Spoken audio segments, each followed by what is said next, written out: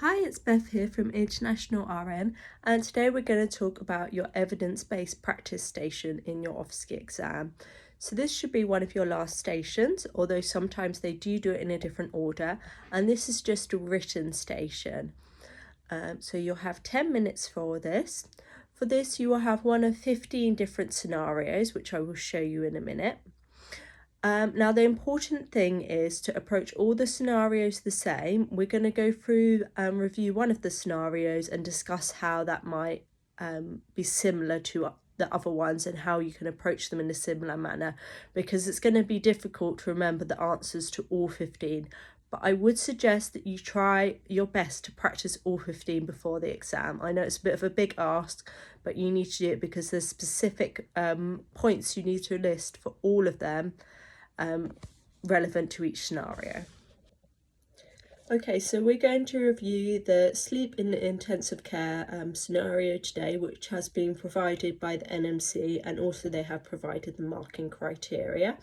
So if you want to have a look at this yourself, you can access it either from the NMC website or from your exam centre website.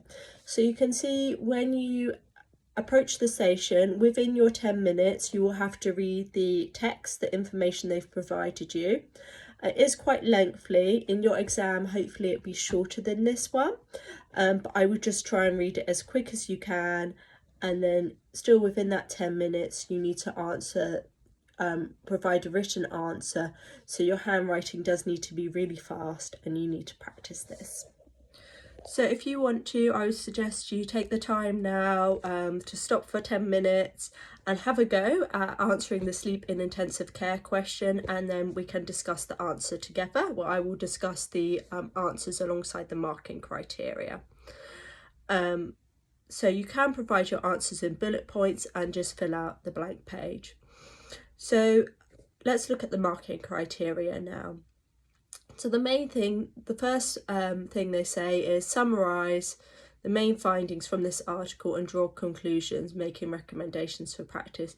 It's just, I'd say, a couple of lines, maximum 3, summarising the article. Writing is clear and legible is the next point on the marking criteria. That's pretty obvious. I would hope you're doing that anyway. Any of you who are struggling to write fast, just please practice it before the exam. I have had nurses fail because their writing was not very legible, so please just be careful with that and take your time. Next point is inform Mrs. Green. It's common for patients to experience sleep deprivation in the ITU, so that's pointed out in the article. It's always good if you can mention the patient by name. If you forget the patient's name or you're rushing, don't worry too much. It's just one of the things they do like to see, and obviously it is best practice, as you know. So next point on the marking criteria is explains sleep disturbances are very common and can experience for several months up until discharge. So hopefully you've noted that already.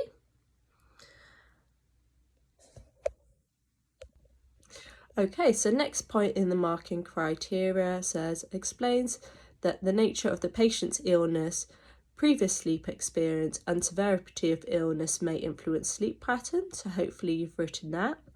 Next point is inform Mrs. Green that noise, light, pain, anxiety, nursing interventions, diagnostic tests, medications and non-invasive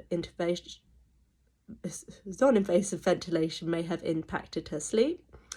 And final point is discusses with Mrs. Green any feelings of pain or anxiety that may have impacted her sleep. Invites Mrs. Green back in 2 or 3 months' time for follow-up support. Okay, so those were all points that were mentioned in your article, so you really just need to pick out those points and write them down again. I know it's quite difficult, but just try your best. So now we're going to review how this scenario can be similar to your other scenarios, because remember, this is just one of the 15 that you may get, so they're all different topics. Don't worry too much if you get given a topic you don't know anything about. You get something about the ankle sprain and you think, oh my goodness, I never looked after a patient with this. Don't worry, all the information is there and you're basically just looking for the information in the text. It's more like a reading and writing exercise than testing your nursing knowledge. In fact, I think it's probably better if you don't know anything about this condition, because you just need to find the information in the text. So for all of your scenarios, obviously you will need to make sure your writing is clear and legible, and summarise the information you've been given and draw conclusions from. For each article, there will be roughly 5 points that are unique to the scenario. So you need to find those points and use them for writing your answer. So an example of this in the intensive care scenario would be, one of the points is, informs Mrs. Green that it's common for patients to experience sleep deprivation in intensive care. So how you can write this for your answer would be, I would let Mrs. Green know that it's common for patients to experience problems with their sleep in intensive care. So just rewriting what they've given you in your answer and applying it to your patient. Okay, that's it for today's video. Good luck with your exams. If you'd like further information, please follow us here at International RN.